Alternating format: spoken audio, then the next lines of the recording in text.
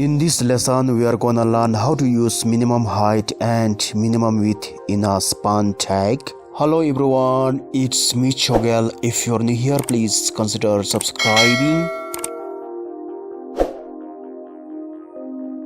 Guys, we can see here the minimum height and minimum width, but they are not giving any effect on the browser. So we can add here display inline block.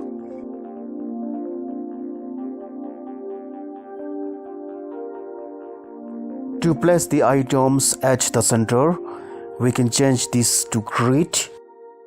Then add justify content center, align items center.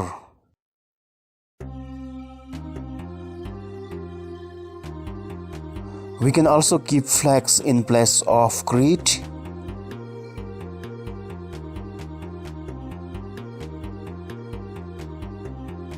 If we add here inline block, the justify content and align items are not working. If you choose to use the display inline block, you can remove these two, then adjust the value of the minimum height.